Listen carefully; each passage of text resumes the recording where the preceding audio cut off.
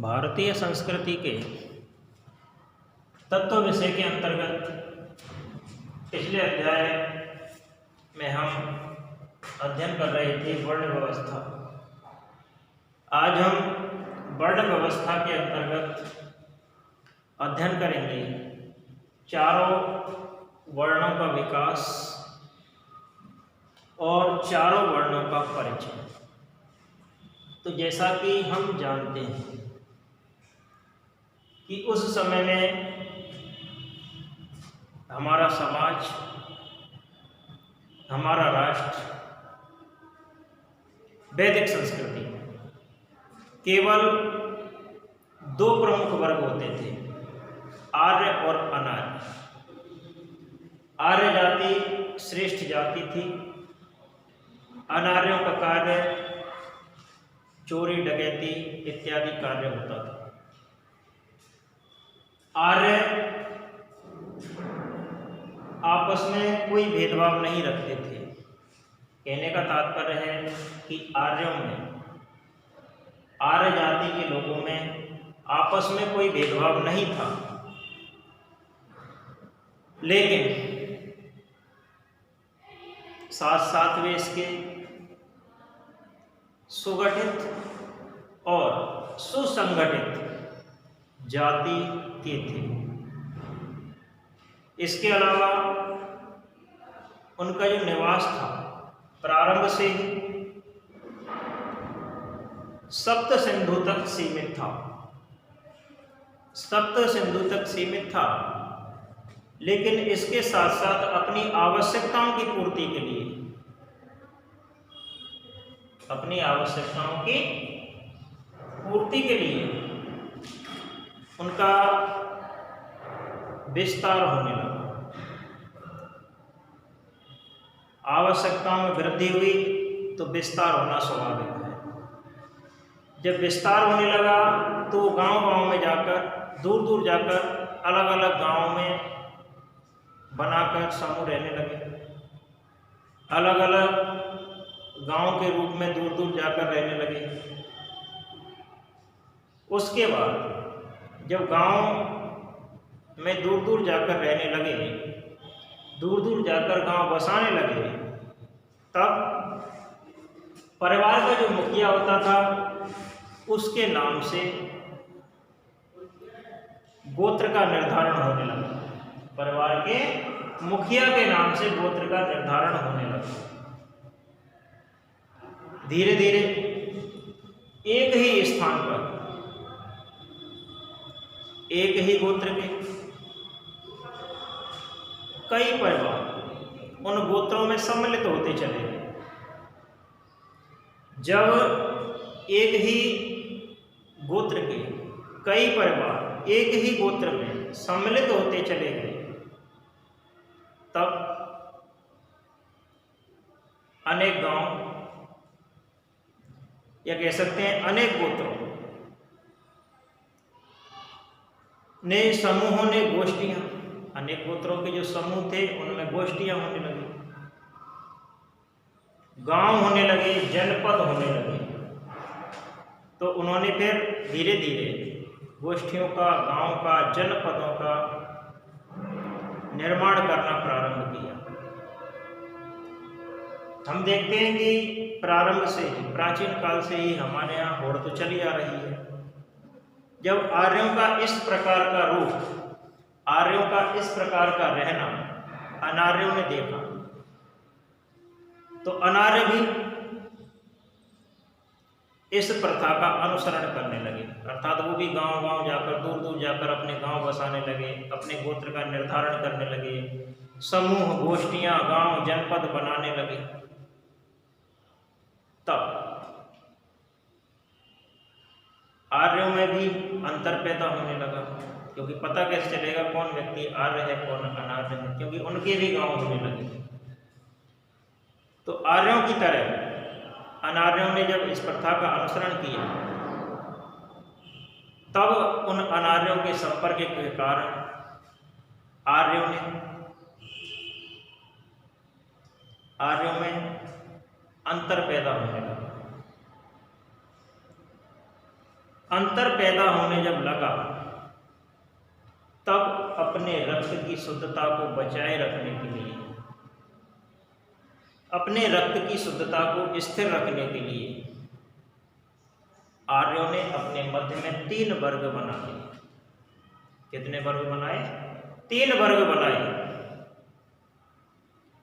3 वर्ग बनाकर उनके कर्म निर्धारित किए गए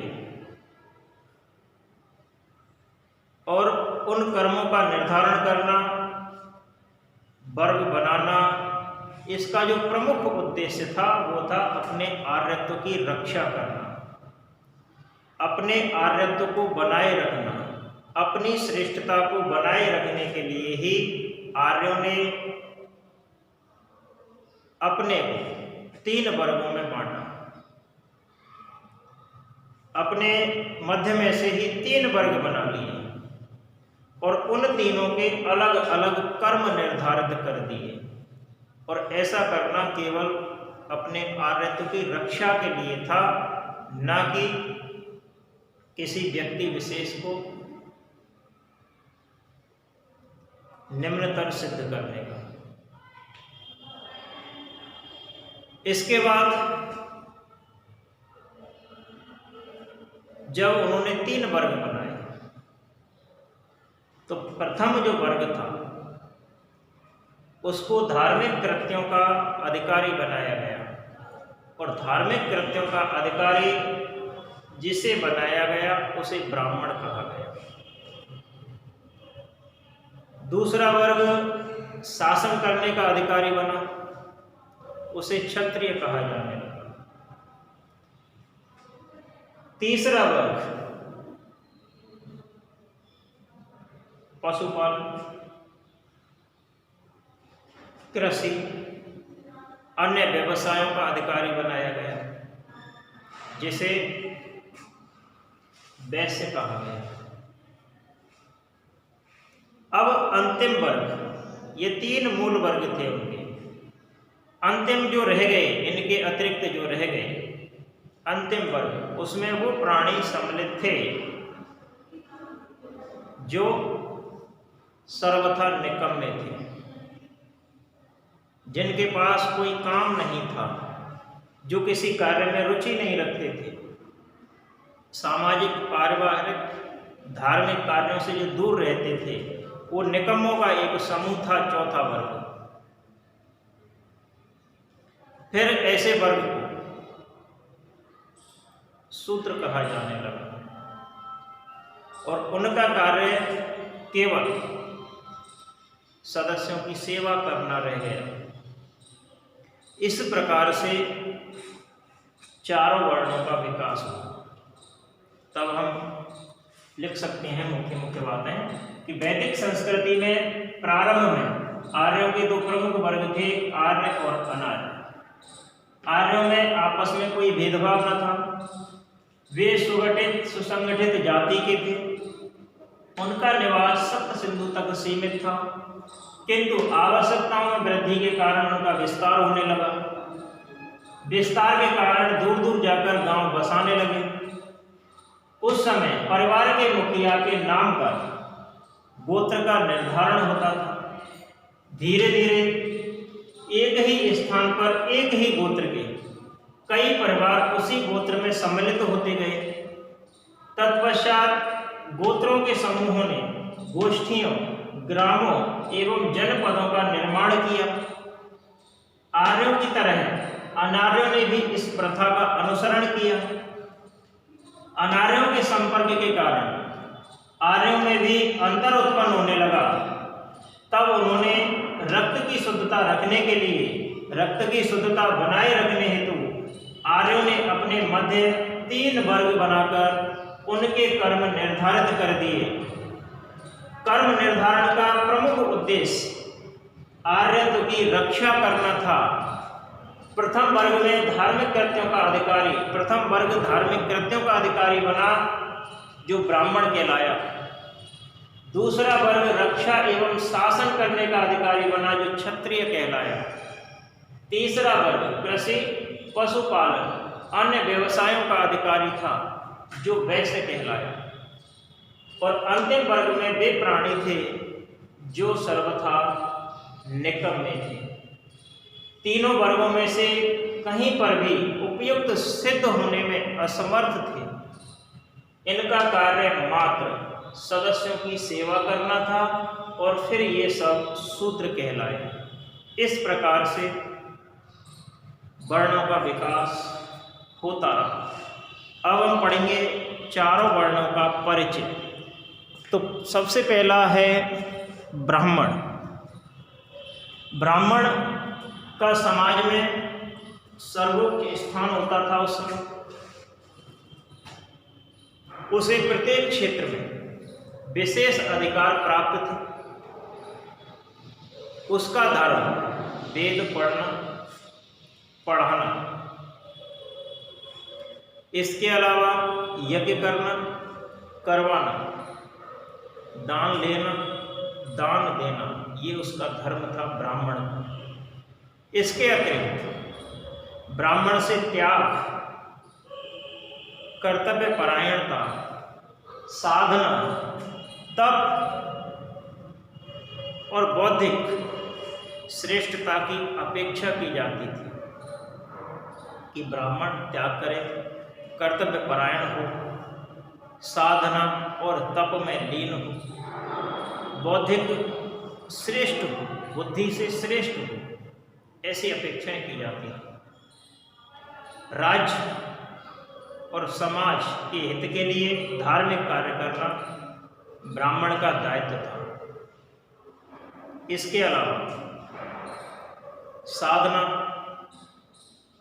और तप के द्वारा ब्राह्मण समाज का मार्गदर्शन करता था। ब्राह्मणों के लिए उस समय अनेक सुविधाएं प्राप्त होती थी। पुरोहित के रूप में वह राजा का महत्वपूर्ण परामर्शदाता होता था। इसके अलावा राज्य अभिषेक के समय पर प्रजा और राजा के कर्तव्य परायणता का बोध कराने वाला ब्राह्मण ही होता था। आगे हम कह सकते हैं कि जैसे महामुनि मनु हुए, महर्षि मनु, तो महर्षि मनु ने तो यहाँ तक कहा कि ब्राह्मण की हत्या करना महापाप है, ब्राह्मण की हत्या करने वाला महान पापी है। एक ही प्रकार का अपराध करने पर अन्य वर्णों की अपेक्षा ब्राह्मण के लिए उदार दंड की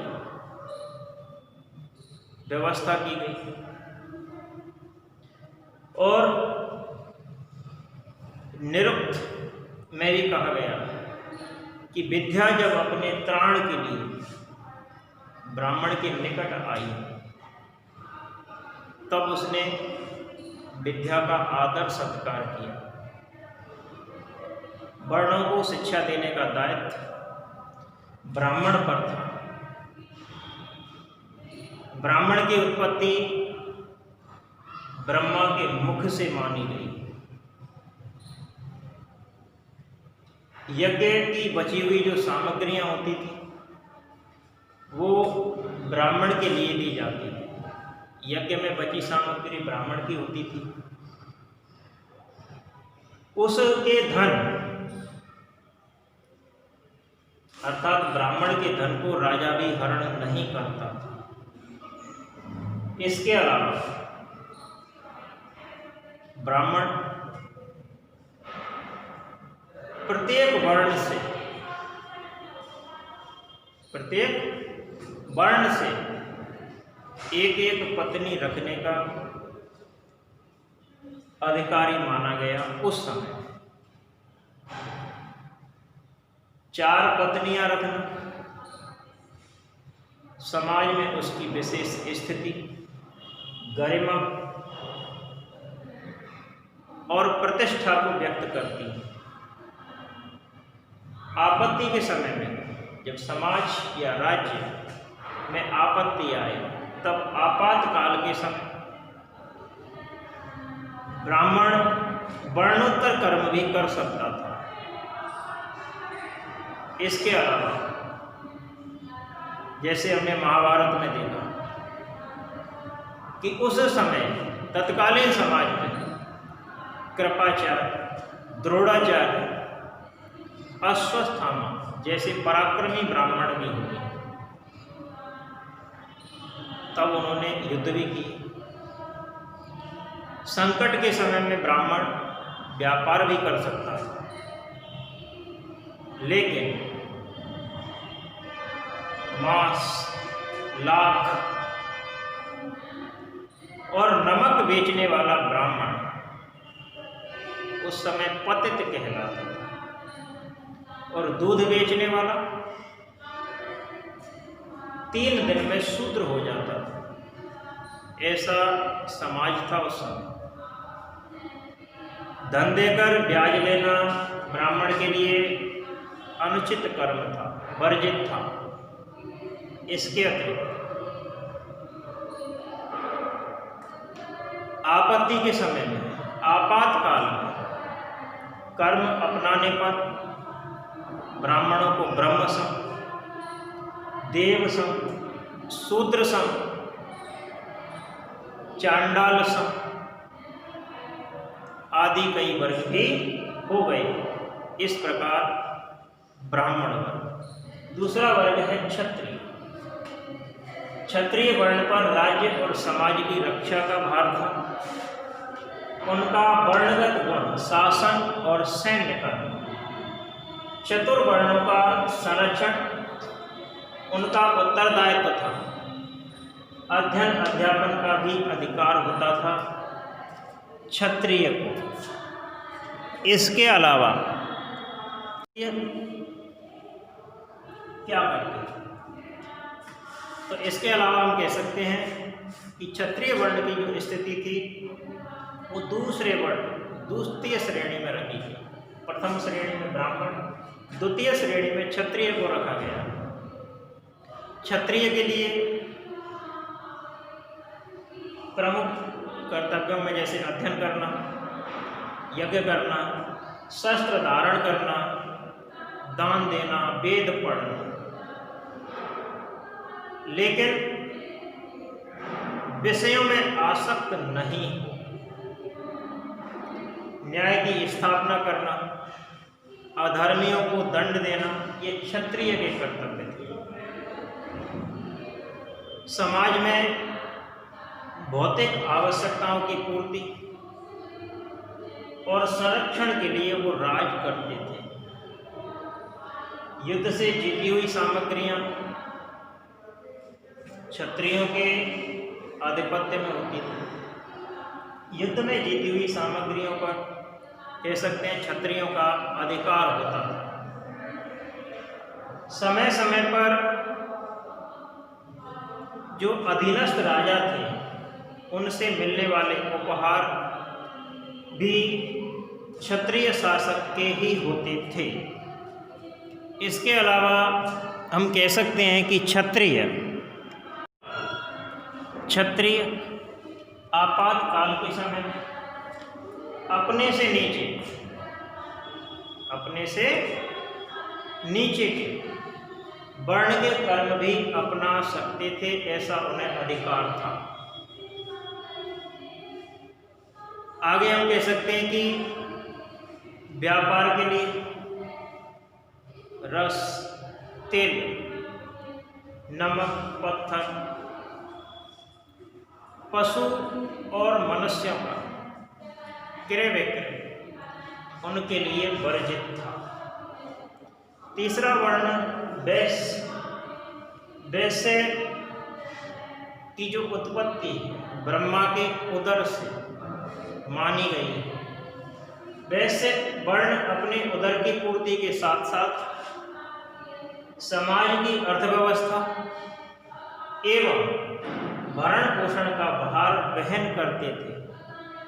वे अपने सतत प्रयत्नों द्वारा समाज एवं राज्य को आर्थिक सुदृढ़ता प्रदान करते थे। कौन? वैश्य वर्ण के लोग। वैश्य का जो प्रमुख कर्तव्य था उसमें कृषि कर्म, पशुपालन, व्यापार के साथ साथ उद्योग धंधे, दान आदि होता था उसका प्रमुख कर्तव्य। अध्ययन का अधिकार वैश्य को प्राप्त था। अपनी आय का कुछ भाग वो राज्य के लिए, समाज के लिए देते थे।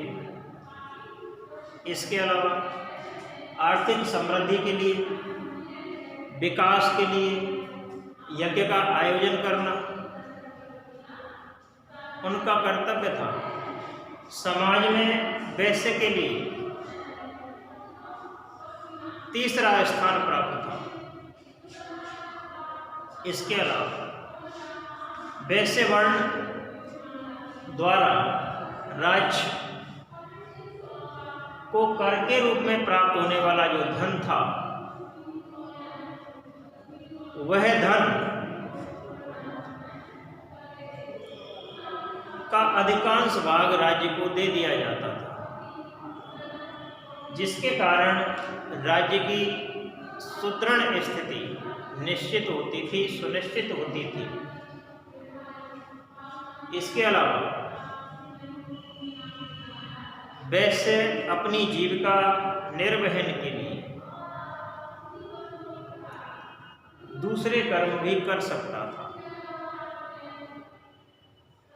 गाय, ब्राह्मण और अपने वर्ण की रक्षा के लिए वैश्य शस्त्र भी उठा सकता था, क्योंकि आचार्य मनु ने कहा कि वर्ण के लिए निषिद्ध कर्मों का त्याग करते हुए वह शूद्र वृत्ति को अपना सकता था।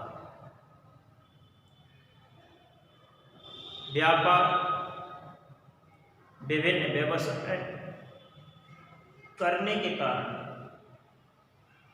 वैश्यों की कालांतर में 5 श्रेणियां बन गई।